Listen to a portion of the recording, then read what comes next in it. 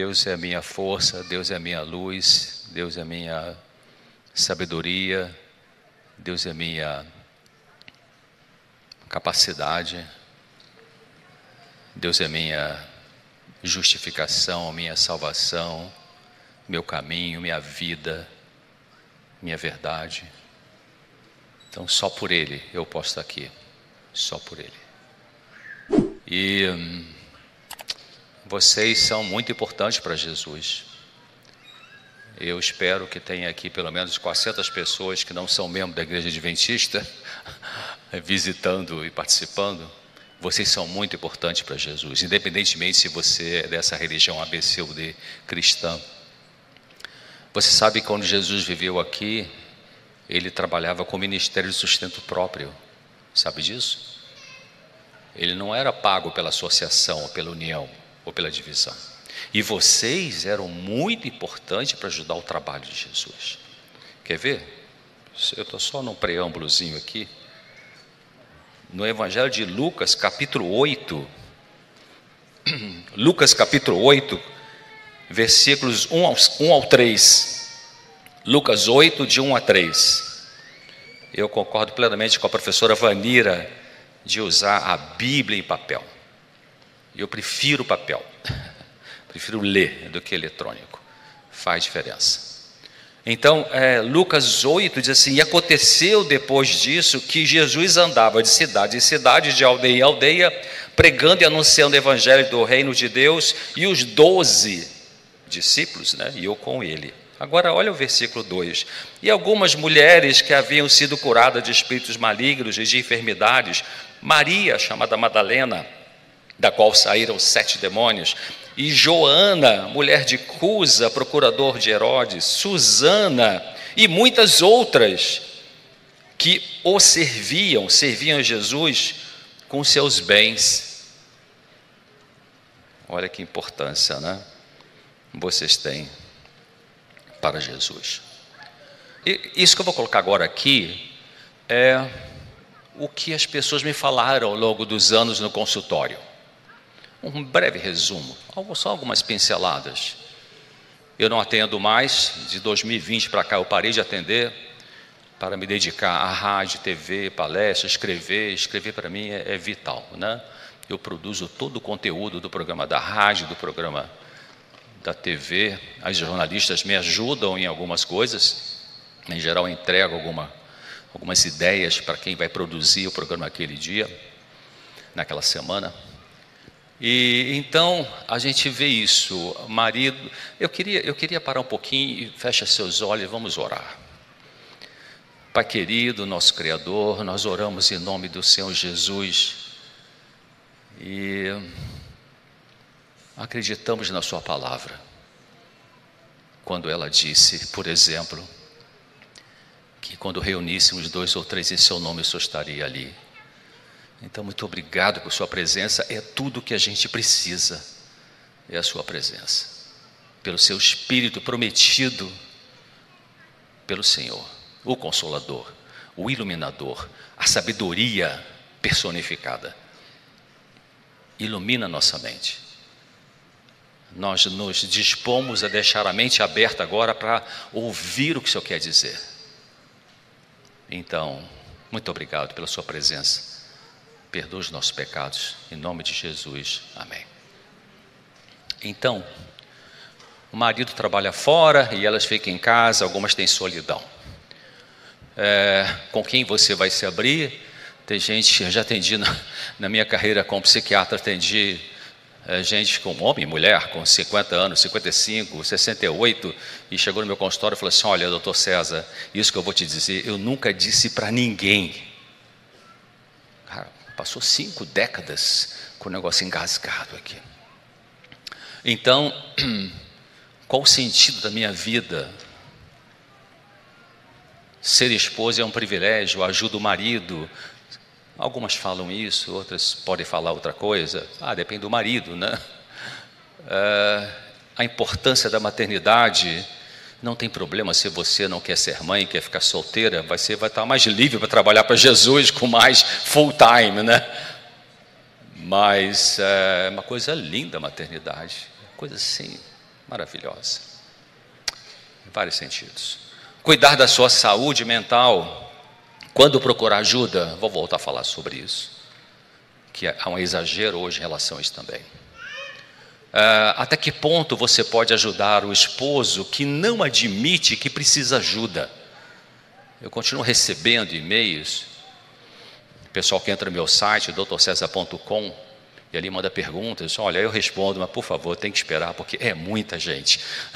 E agora está tendo a guerra espiritual é pesada, viu, gente? A guerra espiritual é pesada. Se a sua vida está um mar de rosas, tem alguma coisa errada. Quinta-feira bateram por trás do meu carro lá em Jacareí. Viajei em janeiro, estourou o cano d'água, em vez de pagar menos que R$100 na conta, foi para 1.900. Pedi uma revisão. E outras coisinhas que eu não vou falar aqui. A guerra é pesada.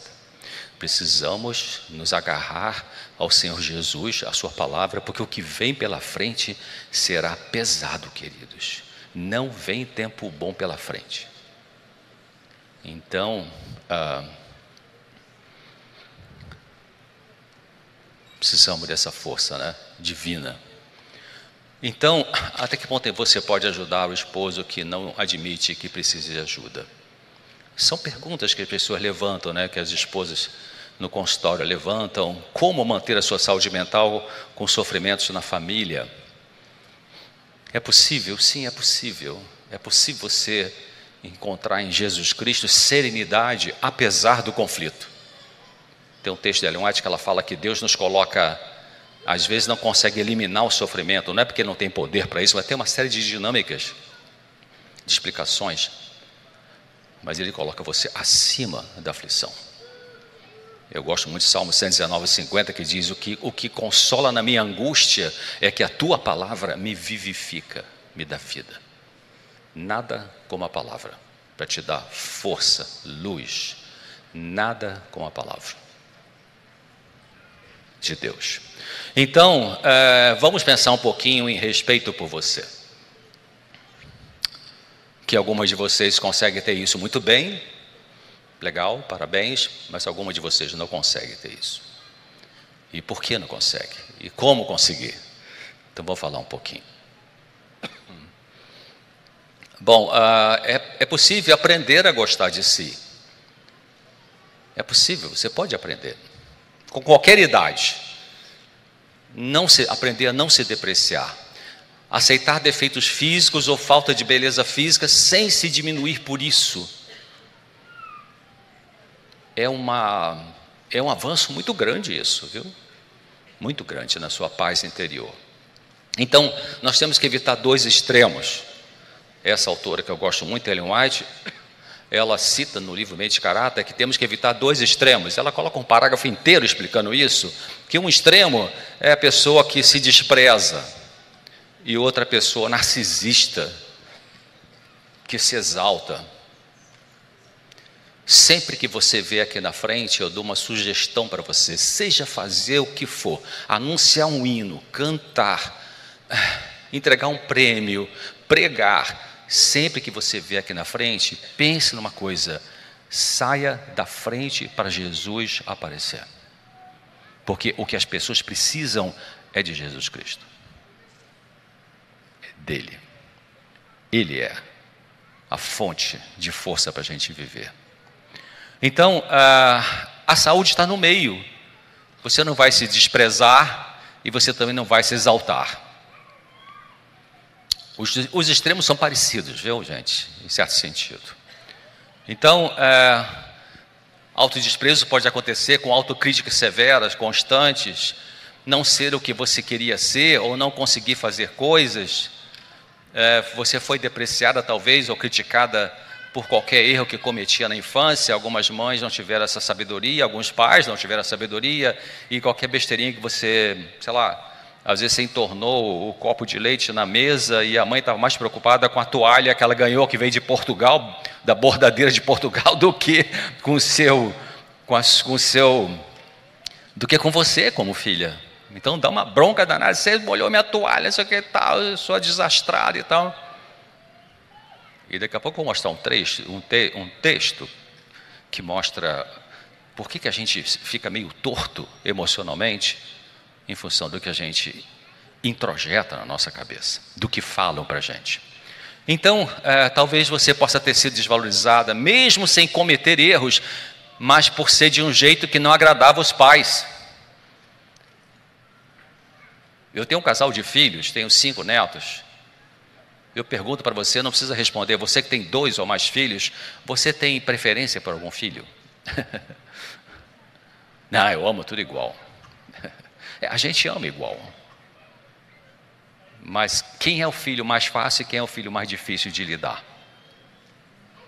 Você sabe que às vezes o mais difícil de lidar é aquele filho que é parecido com você?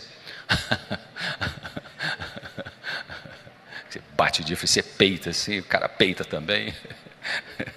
Algumas crianças peitam, algumas crianças murcham. Por isso que algumas crianças sofrem mais do que outras. Eu acho injusto isso. Acho injusto. Anos atrás, para algum político ganhar dinheiro, fizeram aquela lei que tinha que ter um estojinho de primeiros socorros no seu carro. Lembra disso? Não sei se alguém lembra disso. Faz anos isso, viu, gente?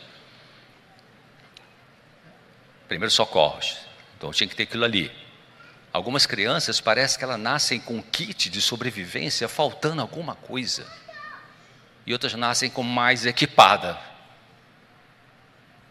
Então, isso vai explicando o porquê de alguns terem mais lutas que outros. Você pode ter aprendido a se ver negativamente como alguém menos que os outros. Porque quando seu pai e sua mãe erravam com você, quando eu errava com Pablo, meu filho, com Thaís, minha filha, a tendência do filho, quando o pai e mãe erram, seja gritando, dando uma palmada com raiva em vez de com disciplina, enfim, a tendência da criança é ela olhar, tem alguma coisa errada comigo, eu sou uma pessoa errada, por isso que meu pai, por isso que minha mãe fez isso comigo. Quando na realidade, não é que a criança é uma pessoa errada, talvez tenha feito uma besteira, uma peraltice, mas ela não é uma pessoa errada. Aquele pai, aquela mãe, naquele dia estava mal com ele mesmo, com ela mesma, por isso perdeu o controle emocional e por isso teve essa atitude com a criança. Mas a criança não consegue, uma criança de 4, 5, 6 anos, não consegue analisar e pensar, peraí, deixa eu pensar aqui, tá, doutor César falou naquela palestra que quando o pai critica porque está nervoso, brigou no trabalho, então quer dizer que ele grita comigo, mas não quer dizer que eu não sou legal, então, então tá bom, deixa o negócio... Você já viu criança pequena no jardim de infância? Coisa linda. Às vezes tem a conversinha deles, fala assim, minha mãe é mais bonita que a sua. Não tem isso? Meu pai pula mais longe do que o seu. Então, a criança idealiza o pai e a mãe.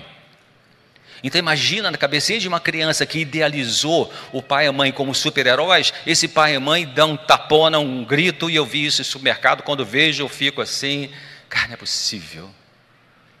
Nada justifica uma agressão física, queridos.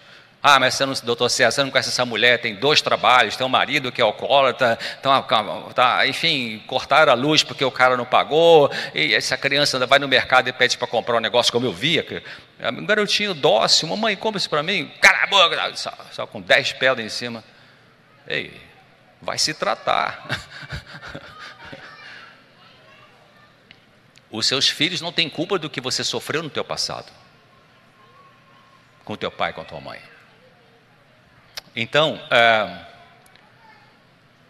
como você educa seu filho? Deixa eu dar, aqui a moeda que tem 2 faces, né? Porque tem gente aqui que é solteiro, ou que não tem filho e tal, não quer ter, não tem nenhum problema, tá? Mas como seus pais lidaram com você? Dá uma pensadinha um pouco nisso. Daqui a pouco a gente vai ter uma pequena dinâmica, vocês vão pensar um pouquinho mais.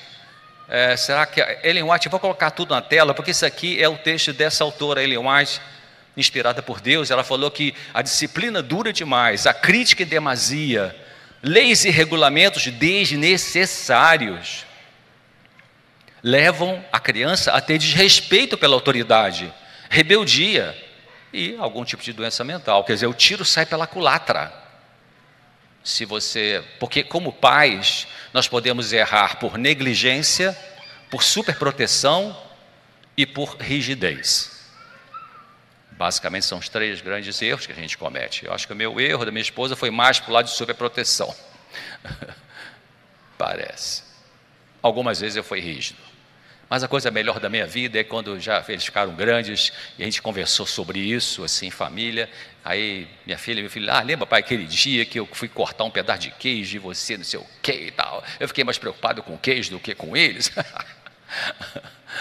E aí fiquei duro com ele. Aí eles a gente conversando sobre isso, depois de uma certa idade deles, aí me perdoaram. Tá? Essa coisa mais maravilhosa para mim, que me perdoaram, estou perdoado. Então pronto, que alívio, né? Mas machucou. Então, Ellen White diz no Orientação da Criança 147, 148, sorri, pai, sorri, professores. Se seu coração está triste, não permita que sua face revele esse fato. Deixe que a luz de um coração amante e grato ilumine o semblante. Desça de sua dignidade de ferro, adapte-se às necessidades das crianças e faça com que elas os amem. Queridos, o nosso cérebro, o nosso hemisfério direito, ele é emocional, o esquerdo é racional. Claro que tem uma inter-relação, as neurociências verificaram isso, né? De que era uma coisa muito estanque assim.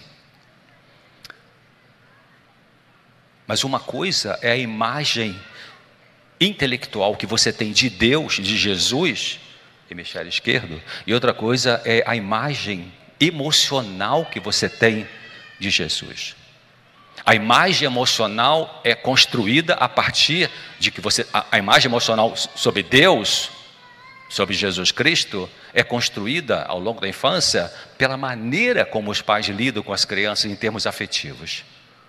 A ponto de que, se você teve uma infância muito disfuncional, muito complicada, uma mãe autoritária, um pai abusivo verbal, ou negligente, enfim, você chega na adolescência, numa igreja cristã, aí você lê na Bíblia, Deus é amor, Jesus te ama, morreu por você na cruz. Então intelectualmente você pensa, Deus é amor, mas emocionalmente você faz a seguinte pergunta, é mesmo? Porque o emocional foi machucado com a imagem que papai e mamãe passaram. Interessante isso, e para consertar isso pode demorar um pouquinho, que não precisa terapia também, nem Rivotril. Acima de quaisquer dotes, eu tenho 38 minutos, acima de quaisquer dotes naturais, os hábitos estabelecidos nos primeiros anos decidem se a pessoa será vitoriosa ou vencida na batalha da vida. Poxa, parece um determinismo, né? Queridos, nesse sentido, alguns cientistas da psicologia estão certos quando eles dizem que quando você atende no consultório um adulto que vai lá porque está com sofrimento emocional, nós estamos lidando com as cicatrizes. A ferida em geral foi feita lá atrás, mesmo que se repita hoje com os chamados fatores de gatilho. Então, o Dr. Jerome Kagan, um psicólogo da Universidade de Harvard, esse é um livro muito interessante. A minha filha que comprou, e eu vi na casa dela, comprei anos atrás, e li da Susan Cain, O Poder dos Quietos, como os tímidos e introvertidos podem mudar o mundo que não para de falar. Muitas vezes besteira, né? Ou propaganda. Todo o comportamento. O Dr. Kagan, ele pegou 500 bebês, mais ou menos 500 bebês, e foi analisando o comportamento desses bebês. Alguns eram mais agitadinhos, desde pequenininho, balançava a perninha, a mãozinha, outros eram mais paradinhos. E ele foi fazendo um estudo de follow-up, de segmento, e verificou que lá na adolescência, as crianças que eram bebês mais acelerados, mais agitados, ficaram crianças mais serenas. Então é um estudo interessante, mas eu coloquei esse texto aí porque é um cientista que está dizendo, mas você pode se comportar, olha lá embaixo, você pode se comportar assim, né? Demora para esquentar ou não demora, pelo modo como passou o quê? Parece que ela está copiando Ellen White, né? Tem um psicanalista que eu gosto muito dele, tive o prazer de cumprimentá-lo no Congresso Internacional de Psicoterapia, na UERJ, no Rio de Janeiro, Dr. Rollo May, e ele, um homem profundo, um pensador profundo, e ele fala isso também. Às vezes ele fala, os primeiros 7 anos da vida, monta a estrutura do que a gente vai trazer para a vida adulta. Então, uma criança frequentemente censurada por alguma falta especial venha considerar aquela falta como peculiaridade sua ou alguma coisa contra que seria bom esforçar-se. Assim se cria o desânimo e a falta de esperança, muitas vezes oculto sob aparência de indiferença ou arrogância. Então, se você critica sempre uma criança, ela começa a achar que ela é aquilo que você está dizendo que ela é, mesmo que ela não seja. Aí ela vai repetir isso na vida. Porque introjeta, você é desastrada, você é desastrada, você é desastrada. E ela começa a ficar desastrada. Mas se você falasse, querida, você derrubou o copo de suco aqui na mesa da mamãe, mas eu sei que você é uma pessoa legal. Ajuda a mamãe, pega o paninho, vamos lá enxugar. Então você é honesta, você faz uma disciplina, pede para ajudar, em vez de super proteger e você fazer tudo sozinha. E você não distrata a criança. Você não distrata a criança. Então, uma mulher, ela está citada no livro da Ana Beatriz. Ana Beatriz é uma psiquiatra que já escreveu uma série de livros, né? Mentes inquietas, mentes perigosas, mentes depressivas. Eu fui em um congresso lá no Nordeste do Brasil, ela estava junto no congresso, trabalhamos juntos no congresso. E ela é hiperativa, por isso que o primeiro livro dela chama-se Mentes Inquietas. Viajamos junto no avião de volta para o Rio, e quando eu procurei, que ela disparou, e ela falava, eu tenho que meio que fazer uma agenda, o que eu boto dentro da bolsa, porque senão eu não sei o que eu botei na bolsa. Muito boa psiquiatra, e nesse livro ela cita o caso de uma mulher que tinha um filho, criança com TDAH, transtorno de atenção e hiperatividade. E essa mulher começou a ter consulta e aprendeu a lidar melhor com esse menino hiperativo. Então essa mulher morava numa casa, e um dia o meninozinho falou assim, mãe, vou brincar lá fora com meus carrinhos no quintal. Aí a mãe, que já tinha aprendido, sabe que ele é hiperativo, disse, querido, você quer brincar mesmo lá fora ou quer brincar no seu quarto? Não, quero brincar lá fora. Ah, então tá bom, pega seus carrinhos e vai lá para fora. Mas mamãe está passando pano aqui no chão da cozinha, que é o trajeto para ir para o quintal. Mamãe não quer que você entre aqui correndo e vai sujar a cozinha de novo, tá? Porque lá tem terra no quintal e a mamãe está limpando. Não, tudo bem, tudo certo. Como hiperativo, ele foi brincar no quintal, daqui a 5 minutos, o que aconteceu? Tchum, igual um foguete, entrou pela cozinha. Só que ele parou no meio da cozinha, sem a mãe falar nada. Ele parou, aí a mãe falou assim, por que você parou? Eu lembrei que você falou para eu não entrar na cozinha que ia sujar aqui. Muito bem, querido, vem cá, dá um abraço aqui, eu sei que você está aprendendo a lidar com isso. Agora pega o pano lá, vem ajudar a mamãe aqui a limpar essa sujeira.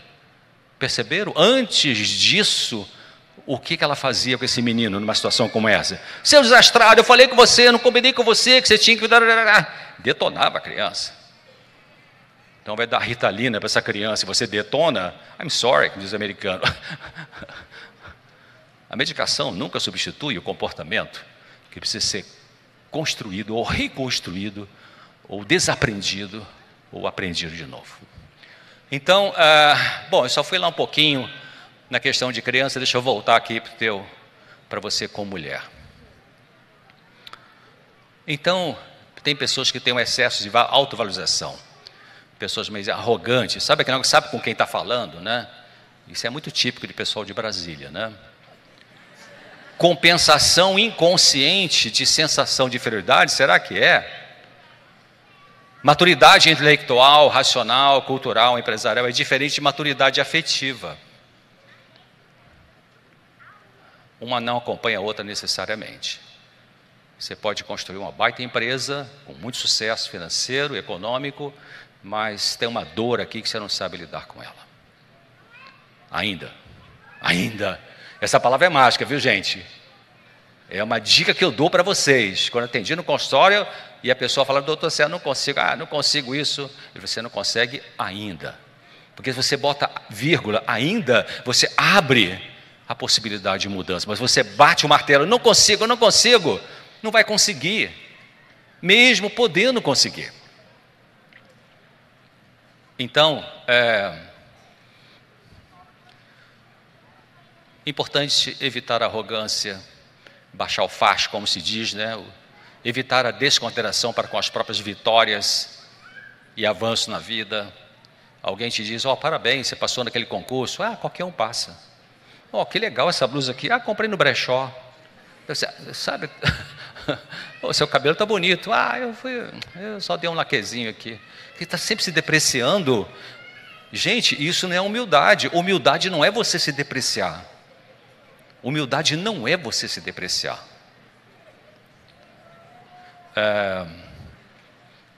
Como você pode demonstrar um desrespeito pessoal? não sentir bem com você, não gostar de você, não pensar em amar você. Eu amar a mim mesmo? Ai, que droga. Se depreciar por sua aparência, não suportar seu físico, se achar estúpida, incompetente, sem talento. Anos atrás, eu fico rindo porque o tempo passa tão rápido, né? Mas anos atrás não tinha e-mail, viu, gente? E você não talvez seja dessa época. E eu estava no consultório, já escrevi para a Vida e Saúde, aí vinha carta da CPB para mim, e no intervalo de uma consulta para outra, eu carregava pedra, ou seja, abria a carta, aí lia e respondia, digitando na máquina e tal. Que avanço tecnológico, um e-mail, né? E um dia chegou uma carta de uma moça, ela mandou uma foto, e ela falou assim: doutor César, eu não gosto de mim, eu sou horrível, olha só, mandei até foto para o senhor ver como é que eu sou feia e tal. Tadinha, eu olhei a foto e falei assim: cara, ela é feia mesmo. E agora, o que é que eu faço, né? Fiquei num dilema ali, o que é que eu faço com isso agora? Como é que eu vou ser verdadeiro e ajudar? Aí fiquei ali, parei, olhei para a foto, olhei para a carta, olhei para a foto, Senhor, o que que eu faço? Então, sabe... Aí a letra dela, a coisa mais linda do mundo, uma letra belíssima. Eu falei: Céu, você tem uma letra tão linda, quantas outras coisas lindas você tem? Eu entrei por aí para ajudá-la, né? Quando você aceita a sua limitação e para de brigar com você, você relaxa. Você consegue ficar mais serena, mais calma. Não vai ficar brigando com o marido toda hora. Então, achar que ninguém é capaz de amar você, isso é uma forma de você mostrar desrespeito pessoal. Como assim? Mesmo que seus sentimentos não sejam errados, você pode achar que eles não importam.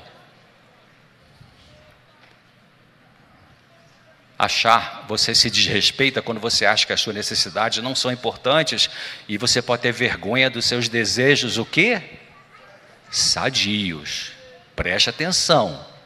Vergonha dos desejos sadios, porque se você tem desejo que não é sadio, tem que ter vergonha mesmo. E não passar panos quentes na sua mão. E conhecereis a verdade, e a verdade vos libertará. Se a gente pegar essa frase de trás para frente, qual é a verdade que Deus está mostrando para você sobre seus defeitos de caráter, que você precisa enxergar para que Ele te cure disso? Então você tem que desejar a verdade. Às vezes a gente não deseja a verdade, porque a verdade vai mostrar coisas que são difíceis a gente mudar. Fazer terapia não é fácil, queridos. Porque fazer terapia é o quê? Se sentar para buscar a verdade. Algumas vezes eu falava para meus pacientes, assim, pegava um livro e falava assim: olha, aqui é como espelho. Você está aqui, nós estamos conversando, é como espelho. Eu estou tentando te ajudar para você se ver. Como é que você funciona? Para você ver o que precisa corrigir, o que precisa permanecer. Então, vestindo, você pode se desrespeitar, vestindo um belo vestido, com um belo penteado, vivendo numa casa boa, com um bom emprego, gabando-se das suas realizações, mas tudo isso podendo ser uma máscara que esconde um desamor.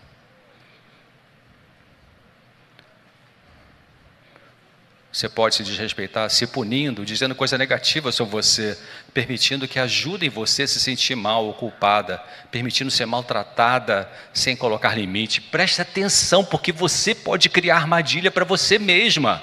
Está no grupinho na porta da igreja ou na porta do trabalho, e aí alguém comenta uma coisa negativa: ah, você viu fulano como é que é fofoqueiro e tal? Aí você: ah, eu também sou meio assim. Tal. Você começa a se expor daquilo que é uma luta dentro de você, daquilo que é realmente um problema que você tem e precisa corrigir. Você não tem que expor isso para as pessoas, porque tem pessoas que não sabem lidar com a verdade, tem pessoas que não sabem lidar com aquilo que você vai abrir. Não abra seu coração com qualquer um, queridos, pelo amor de Deus, não faça isso. De preferência, e alguém do mesmo sexo. Primeiro ponto. Segundo ponto, alguém de mais experiência. Terceiro ponto, alguém que tenha um compromisso com Jesus Cristo. Que saiba ter empatia. Então, você pode desrespeitar a si mesmo, implicando constantemente com você, amontoando um monte de eu devia, né? Eu devia aquilo, eu devia aquilo. ficando o tempo todo preocupado em como agradar os outros, o que fazer para ganhar afeto e aplauso dos outros, como ser perfeito e evitar a vergonha tóxica, né? A gente chama. Para com isso, né? O primeiro vaso que sai do nosso coração, uma baita aorta, né? A aorta torácica, depois ela desce, a aorta abdominal, divide na femoral direita, femoral esquerda. Essa aorta, que é um vaso dessa grossura assim, que vai levar sangue para todo o corpo. O primeiro ramo que sai da aorta vai para onde? Para o coração. Vai para ele mesmo. O coração manda para todo mundo, mas ele precisa ter alguém que manda para ele. Então o primeiro vasinho que tem ali é para ele. Isso não é egoísmo. Cuidar de você, cuidar bem de você não é egoísmo. Egoísmo é só cuidar de você. Isso é egoísmo. Que temos que correr disso porque é uma tragédia. Então, você pode ser viciado em trabalhar. Você pode impedir de desfrutar certas coisas na vida. Muitos anos atrás, eu li um livro, tem um psicólogo americano chamado Lawrence Lee Chan. Ele é um psicólogo que trabalhou mais de 20 anos só com pacientes terminais. E um livro chama-se O Câncer com Ponto de Mutação e outro chama-se Brigando pela Vida. E ele conta o caso de uma mulher que foi uma advogada americana, bem-sucedida financeiramente, profissionalmente. Ela teve câncer de mama. E ele conta o caso de uma médica brasileira que ele atendeu, que também teve câncer de mama. E então foi fazer o tratamento, do protocolo de tratamento de câncer, e foi fazer terapia com ele. Então o que ele foi verificar? O que essa advogada começou a perceber? Que ela a vida inteira gostava de música. Isso é número 1 na vida dela. Então ela até tem a frase dela no livro assim: agora que eu tenho câncer, vou fazer o que eu quero. E ela largou o direito e meteu a cara na música. E a médica brasileira, ela começou a perceber, na ajuda psicológica que recebeu, de que ela gostava de uma outra especialidade, que daria menos dinheiro para ela. E ela mudou a especialidade. Então, quando fizeram um estudo de segmento, né, de acompanhamento dessas pacientes que fizeram mudanças significativas na vida, as que fizeram mudanças importantes na vida, tiveram mais sobrevida, melhores respostas de tratamento do câncer. Interessante, né? Também você desrespeita quando mantém relacionamentos destrutivos, às vezes por carência afetiva. Eu já escrevi um artigo, porque o feminicídio é uma coisa horrível, né? Realmente, 90% das agressões nos lares são feitas por homens contra mulheres. E depois procura lá, eu já gravei um programa sobre isso também, mas eu coloquei um outro lado, porque a mídia coloca sempre esse lado aí, a mulher vítima, a mulher da cá, a mulher espancada, tem que ter a delegacia da mulher, tá tudo certo, tem que fazer mesmo isso aí. Tem que pegar o cara, botar para treinar ele com, sei lá, como lidar com o ser humano, né? Enfim. Mas um dia eu perguntei assim: você já ouviu falar em alguma delegacia do homem? Porque tem mulher agressiva. A goleiro da seleção de futebol americana, mulher agressiva. Eu li uns textos, uma tese de doutorado de uma, não sei se é enfermeira ou psicóloga de Goiás, belíssimo texto.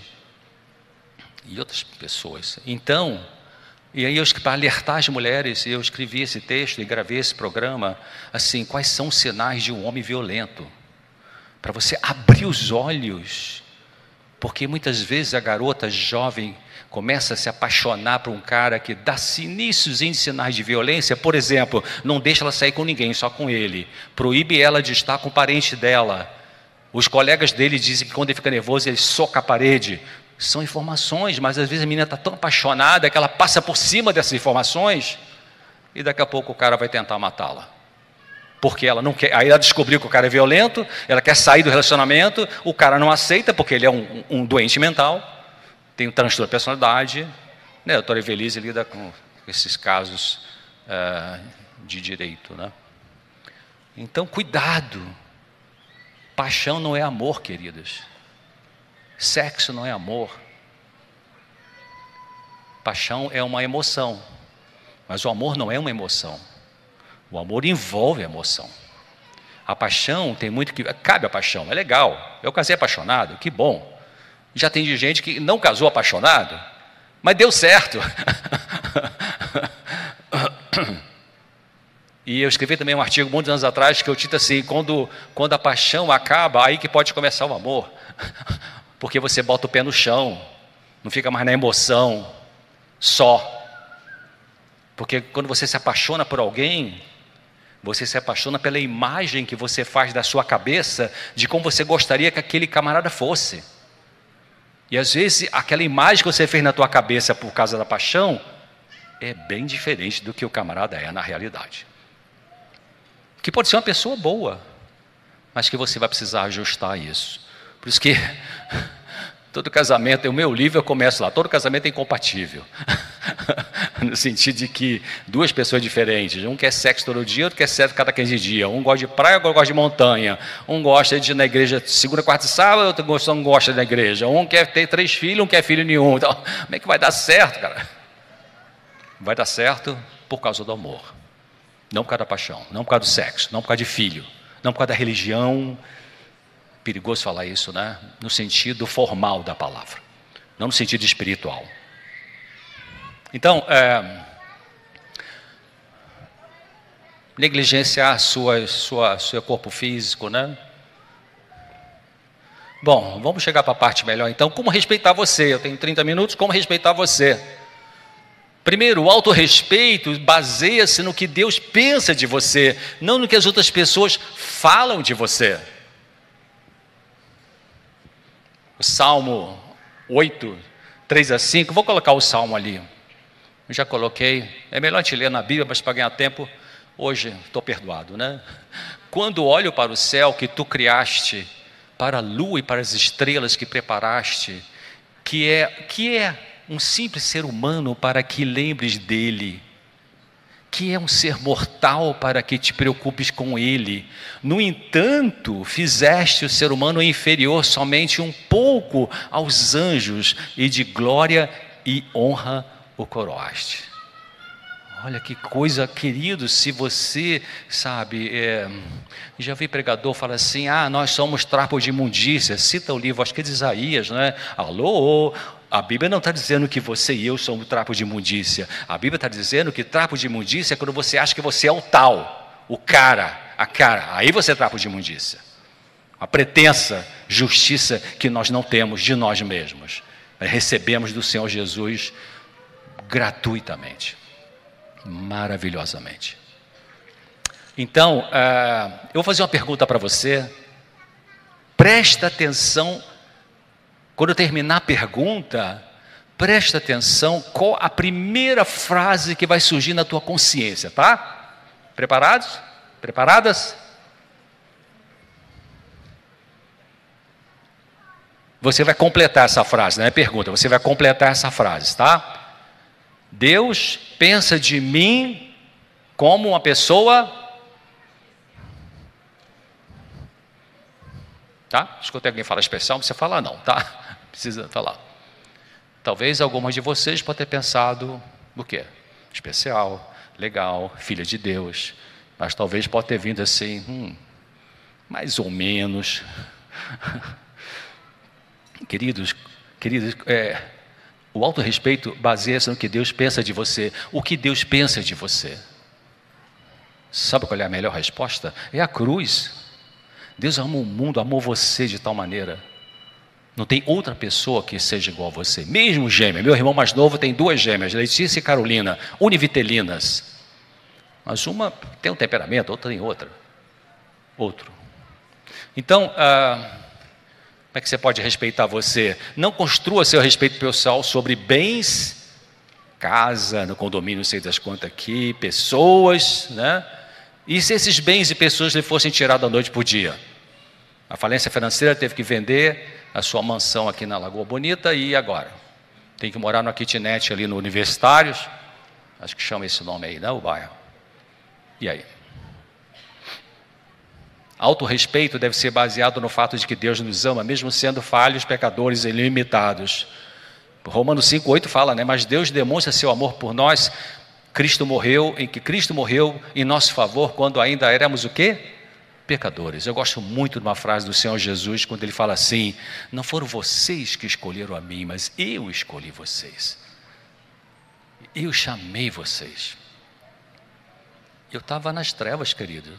Fumava, bebia, essa besteirada toda. Vi uma família muito católica lá no Rio de Janeiro. E na faculdade de medicina, um colega começou a falar de Bíblia para mim. Lá vem ele com Bíblia. Graças a Deus, né? Então, Deus foi lá e chamou, como Ele faz com todas as pessoas. Então, interrompa pensamentos autodestrutivos, autoatacadores. Toda vez que você pegar o pensamento na tua cabeça que você está se depreciando, uma coisa é se autoanalisar e outra coisa é se depreciar. E Jesus não quer que você se deprecie. Ele quer que você seja honesta, né? Pequei sim, Senhor, pequei.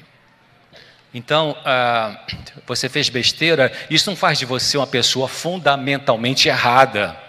Você não é uma pessoa errada. Pode ser machucada, o que é diferente de errada. Uma pessoa machucada por outros ou por si mesma, ainda pode amar a si mesma e se respeitar. E corrigir aquilo que você está fazendo de errado. Porque quando Jesus encontrou com aquela mulher que tinha transado com aqueles caras que ficavam acusando-a de prostituição, de adultério, o que Jesus disse? Eu não te condeno, vai e não peques mais. O Senhor não bota panos quentes no pecado, queridos. Mas eu consigo ler os versículos que não estão na Bíblia, nos Evangelhos, que eu consigo ler assim, quando Jesus falou assim: vai e não peques mais, mas deixa eu ir com você, senão você virou a esquina e já está fazendo besteira de novo. Sem Jesus, as relações humanas, o casamento, é só humanismo, com soluções frágeis. Pior ainda quando entra aquelas ideologias malucas, como ideologia de gênero, para perturbar a cabeça das crianças. E eu gravei agora um vídeo e falei: gente, Jesus falou, não mexa com as crianças. Não mexa com as crianças. E ele falou assim: seria melhor que você amarrasse uma pedra, uma corda no seu pescoço e jogasse no fundo do mar. Estão mexendo com as crianças. E Jesus vai cobrar. Então vamos andando ali. Quem você é nesse momento da sua vida é o possível para você, né? Eu vou botar outra frase ali. Olha essa frase. Se você entender essa frase, já vai ser um grande avanço. Atender sim, no sentido emocional profundo, né? A gente se torna aquilo que nos causa menos dor. Isso que você é hoje como ser humano, mesmo com os aspectos que você não gosta em você, é o melhor que você conseguiu. Então pare de se detonar, de se depreciar e comece a pensar: bom, como é que eu posso melhorar isso que eu não gosto de mim mesma? Entendeu? Você para com autodesprezo, para com pensamento de autoataque e começa a pensar: como é que eu posso cuidar melhor de mim? Como é que eu posso me tornar uma pessoa melhor? Comigo mesma e com os outros. E começa a trabalhar em cima disso. Você não é um erro. Vamos pulando aqui. Comece a aprender a deixar de fazer as coisas que magoam você. Já percebeu? Você acabou de almoçar, quer perder peso, mas aí estava tão boa a comida que você vai, faz o segundo prato. Aí depois você se sente mal consigo mesma. Então naquela hora que você terminou, a fome já passou, mas a gula ainda não, empurra o prato. Eu estava almoçando com um convidado que eu chamei, um colega médico, que perdeu bastante peso. Estávamos almoçando no restaurante da Novo Tempo, e eu vi que ele botou pouca comida. E aquilo me ajudou a pensar. E aí, quando ele terminou, eu pensei, ele vai pegar mais, porque ele pegou tão pouco. Aí, conversando e tal, um olho no padre, eu estou na missa, né? Aí ele acabou, cruzou os talheres e empurrou o prato assim. Aquela empurrada de prato, eu consegui ler assim na consciência dele. Não vou repetir, não vou repetir. Vou resistir. É difícil, né? Estou tentando fazer isso. Então, cuidado para você não fazer coisa que te magoa e depois você se afunda. Quando chegar no final do dia, você vai deitar, então você pensa assim, eu faço isso com muita frequência. E agradeço a Deus. Deus, muito obrigado porque o Senhor me ajudou a fazer aquilo. Eu faço uma breve autoanálise do meu dia. E quando eu vejo que eu não consegui, eu peço perdão se foi algum erro que eu cometi, algum pecado, ou foi alguma prioridade que eu coloquei por causa do meu eu, não por causa da necessidade, enfim. Então essa autoanálise é importante de a gente fazer. Para ter o crescimento pessoal. Não pense que seu valor como pessoa depende de como seu pai, seu irmão, seu amigo, seu namorado, seu noivo, seu companheiro te trata. Vocês já ouviram falar nos 3 Cs? Já falei isso várias vezes, gravei programa. Vamos supor que uma mulher convive com um homem que é alcoólatra. E é muito comum essa mulher, ou o homem vivendo com a mulher alcoólatra, ter uma atitude comportamental chamada de codependência afetiva. A codependência afetiva é a maneira de você viver a vida do outro e deixar a sua de lado no sentido negativo, de autodesprezo. E também de querer controlar a vida do outro, que é impossível. Você não consegue controlar a vida do outro. Então, quando esse marido que tem problema com algo, chega em casa alcoolizado, algumas mulheres têm a tendência de pensar assim, onde que eu estou errando? Será que eu tenho que dar mais sexo? Será que eu tenho que dar uma comida mais gostosa? Será que eu tenho que gastar menos? Será que... Não. É importante ela pensar nos 3 Cs. Eu não causei isso, o alcoolismo dele, eu não posso controlar isso, e eu não posso curar isso. Então, ele pode destratar você, não porque você não tem valor com a pessoa, mas porque ele tem uma doença chamada alcoolismo. O alcoolismo não é sem vergonhice, é uma doença. De cada 100 pessoas que ingerem bebidas alcoólicas, mais ou menos 14 têm essa doença. O fígado não produz uma enzima que metaboliza o álcool. Por isso que nem bombom com licor esse cara pode usar, porque senão vai disparar a compulsão. Eu não causei isso, eu não posso controlar isso, eu não posso curar isso. Vamos supor que seu marido não tem nenhum problema com álcool, mas é um cara estourado.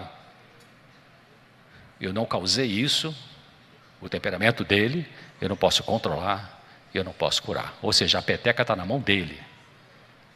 Não se desvalorize porque ele faz isso com você, como se você não tivesse valor, porque algumas mulheres... Uma vez eu atendi a mãe de um médico. Ela falou assim, no meio da consulta, estava com problema conjugal, e falou assim, se eu faço tudo o que ele quer, por que ele não se torna o que eu quero? Percebeu essa frase? Se eu faço tudo o que ele, meu marido, quer, por que ele não se torna o que eu quero? Claro, a gente pode desdobrar isso em vários sentidos, mas desfissura desse homem. Casamento é uma das coisas da sua vida. Não é a vida. Pensa nisso. Talvez a mais importante, abaixo de Deus. Então, e quando você se desliga, procura na internet, desligamento afetivo com amor. Não tem um tempo, tem uma palestra só sobre isso. Desligamento afetivo com amor. Você aprende a se desligar das, como é que é a palavra? Das futucadas do outro, por causa da doença do outro. E você então se cuida melhor. Então você continua gostando, amando, tratando bem, mas você não mais compra a briga que não é para você comprar. Bom, então,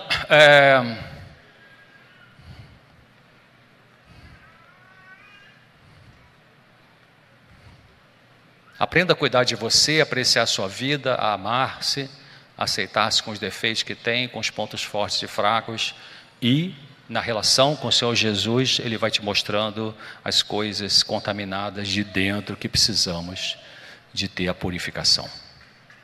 E precisamos agora, pelo que vem pela frente. A pressão, já falei, vai ser forte. E não basta ter o nome na igreja, você tem que ter o Espírito dentro, a força do Espírito, porque você vai ser testada, ou já está sendo, eu estou sendo. Enfim,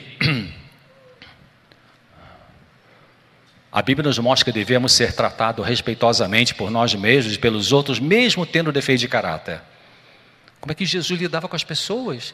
Ele era gentil com as pessoas, mesmo as pessoas mais chatas, mais cri-cri, mais neuróticas. Ellen White fala que Jesus usava métodos diferentes para lidar com mentes diferentes. Por isso que tinha pessoas que ele falava assim, o que diz a lei? E para você falava assim, vai e faça igual. Às vezes ele era cognitivo, às vezes ele era analítico. Depende da pessoa, depende do momento, depende da luta. Vamos encerrando. Qual a diferença entre as pessoas que têm respeito próprio e as que não têm? As que têm não implicam com elas mesmas por ser quem são. Interessante, você implica com você? Para de implicar. Você não é uma pessoa de segunda classe porque erra, mesmo que seu marido ou outra pessoa te diga isso. E aí é importante a individualidade. Você precisa preservar a sua individualidade. O casamento não pode anular a sua individualidade. Isso significa que você vai continuar gostando de uma coisa e ele de outra. Ele tem que respeitar você e você respeitar a ele. Ellen White fala disso, acho que eu tenho um texto aqui. Vamos ver aqui, deixa eu botar aqui, vou pular um pouquinho aqui. O texto vai chegar. Valorize o que tem conseguido, apesar dos problemas que enfrenta ou que ainda existem em sua personalidade. No final do dia, você viu que acertou e acertou nisso, errou naquilo, e Senhor, muito obrigado porque eu consegui fazer aquilo que estava tão difícil para fazer, mas eu consegui com a sua ajuda. Legal. Me perdoa por aquilo que eu não consegui. Então você se trata com misericórdia. Não é botar panos quentes nos erros, por favor. Não é graça barata que eu estou falando, queridos. É oba-oba espiritual. Isso é do demônio. O que você expressa influi em você. O que você mais pensa no final de um dia? O que você pensa influi em você mesma. As palavras agem sobre o que você pensa. Você se torna o que você mais pensa. Por isso que Deus fala em Filipenses 4:8, tudo que é bom, tudo que é honesto, tudo que é puro, seja isso que ocupe o seu pensamento. Então, deixa eu pular aqui. Talvez o único ser humano que pode amar você, ser humano, do jeito que você quer ser amada, seja você mesma. E às vezes é difícil isso, hein? Você não é perfeita, ninguém é. Você não pode fazer com que os outros sejam perfeitos, mas apesar disso você é digna de amor, de respeito e de alegria. É interessante que Ellen White tem um texto que ela fala que Deus deu os preceitos da lei, o decálogo, para que obedecendo-os possamos ter alegria. Interessante isso, né? Que não é ausência de tristeza. Saúde mental não é a pessoa nunca ter tristeza, nunca ter angústia, não é isso. Saúde mental é quando a pessoa tem tristeza, tem angústia, ela não faz besteira. Infidelidade, cocaína, enfia a cara no Rivotril, enfim. Elaine Aron é uma cientista americana, não tenho tempo de falar sobre ela, tem um livro muito bom. Ela desenvolveu um traço de personalidade, ela estudou com ressonância magnética, e chama-se Pessoas Altamente Sensíveis. Na internet você acha o livro dela. E eu tive um trabalho que eu fiz, certa parceria com ela, a revisão de um filme que foi lançado nos Estados Unidos em português. Eu fiz a revisão da legenda em português. porque naquela época eu era o único psiquiatra do Brasil interessado nessa questão de pessoas altamente sensíveis. E ela fala, nobody is all bad. O que é isso? Traduzindo assim, bem ao pé da letra, ninguém é só mal. Ninguém é só mal. Aquele cara possesso que saiu lá das tumbas, Jesus viu ali o que aquele cara poderia se tornar em ele, Jesus libertando aquele indivíduo. Porque Satanás vai querer dizer que você é só má, só tem coisa ruim. Então esse é o texto que eu queria falar para vocês. Deus deu a cada um, homem e mulher, uma personalidade própria, uma individualidade. Todos devem agir por si mesmos segundo o temor de Deus. Mas ao mesmo tempo que vocês devem, no casamento, se unir em um só ser, nenhum de vocês deverá perder na do outro a sua própria individualidade. Deus é o dono da sua individualidade. A Ele você deve perguntar o que é direito, o que é errado, como poderei melhor cumprir o propósito da minha criação. Se teu marido entende ou não entende, aceita ou não aceita, Deus quer que você viva a sua individualidade, que não é teimosia, pelo amor de Deus, são princípios de conduta que a palavra diz para você ter. Bom, então a fonte básica, eu estou terminando um pouco antes, a fonte básica do autorrespeito, 1 João 4, 10 e 19. E o amor é isso, não fomos nós que amamos a Deus, mas foi Ele que nos amou e mandou o seu Filho para que, por meio dele, os nossos pecados fossem perdoados. Nós amamos porque Deus nos amou primeiro.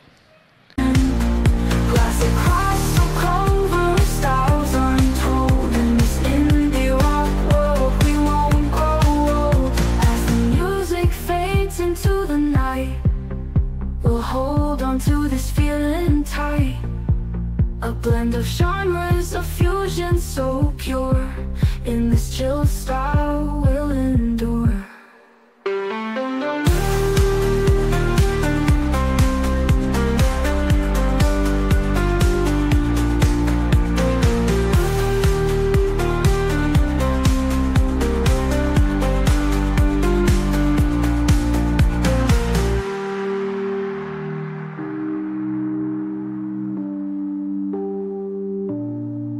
As the music fades into the night, we'll hold on to this feeling tight.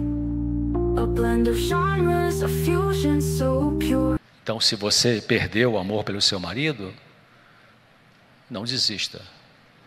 Não caia pensando em alguém fora. Que aquele cara vem e começa a dizer, não, alguém lá fora vai te fazer feliz. Uma vez eu li um editorial de um jornalista, ele falou assim, eu já casei várias vezes, mas com a mesma mulher. Eu também. Então,